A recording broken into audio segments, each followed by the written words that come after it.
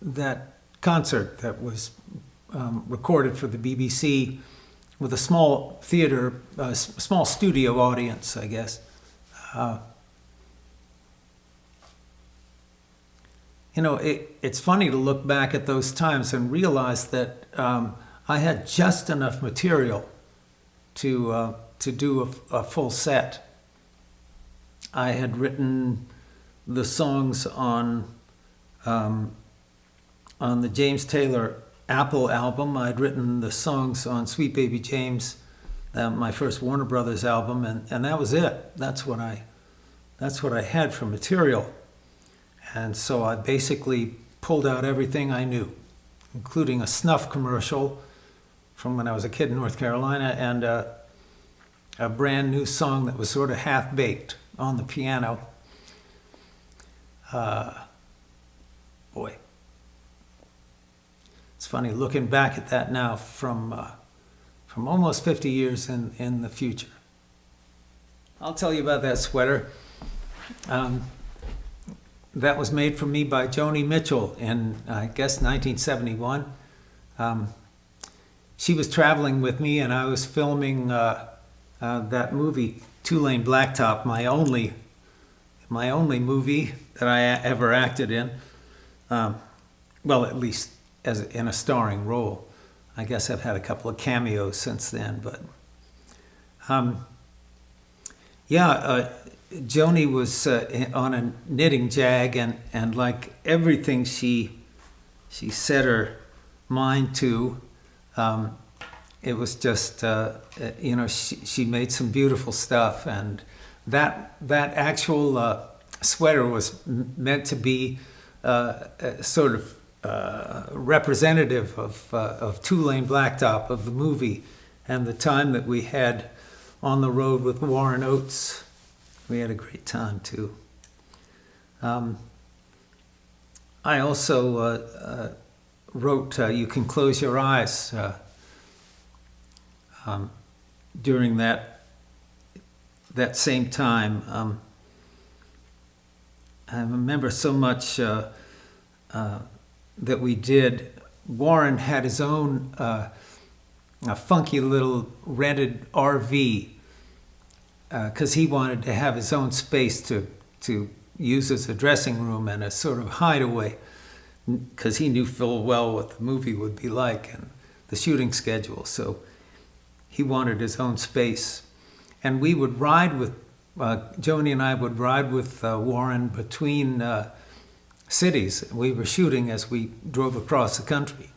It was a movie about driving across the country, so that was perhaps appropriate. But at any rate, we went to a dance at a town called Hauteville. It was a Native American ceremony, a Hopi ceremony, in the oldest town, a continually inhabited town in North America, on the Hopi reservation, near the Four Corners area of Utah, Arizona, Colorado, and whatever else there was there, New Mexico. So we went to this dance, and we pulled up on a cloudless day, the sun beating down.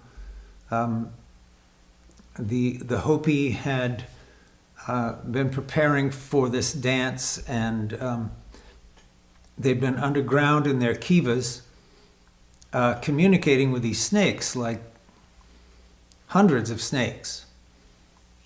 Poisonous snakes, non-poisonous snakes, all kinds of snakes.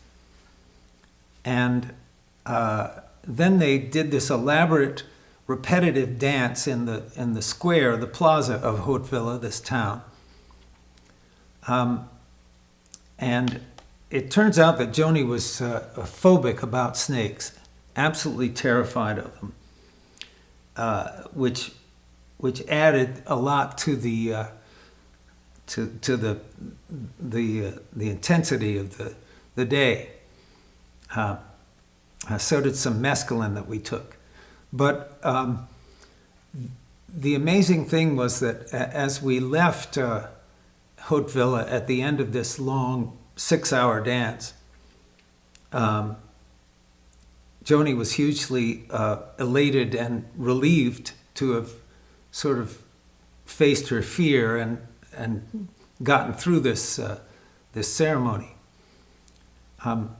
At the end of which 4 different runners representing the 4 different directions of the compass picked up armfuls of these snakes being bitten and, and ran out into the surrounding countryside and let the snakes go. And the idea is that they communicated something to their environment. And as we left the place, it just poured with rain. I mean, absolutely drenching rain. And I'll tell you that when we got there, there was not a cloud in the sky. We were amazed. And that was the last year that outsiders were allowed in to that dance. I think it still held, but the Hopi are keeping it to themselves now. But what an amazing thing it was for us to see, and what an amazing trip Warren Oates made that movie shoot for Joni and me. Yeah. I believe we're together for that trip to London. And when that BBC show was shot, and we had a gig there, both of us playing at the London Palladium, which is a sort of a legendary hall to play in London. Lenny, it meant a lot to me because I was a huge fan of Lenny Bruce, and he has a bit where he talks about a sort of failing Borscht Belt comic who makes his agent book him the London Palladium and bombs there. It's a great bit. Look it up. But yeah, she and I went across to play that gig. There may have been others. She may also have done some work for the BBC at that point. I don't know. But it was early in my career and a really exciting time. And it was the first time that I got back to London since I had been there for a year, recording my first album with Apple Records and the Beatles, as I'm so well known for now. Anyway, a great time, sort of a time capsule to see those early performances, and that beautiful sweater that Joni knit me. One of the sleeves was like 8 inches longer than my arm, and the other one was, it was a avant-garde piece of wearable art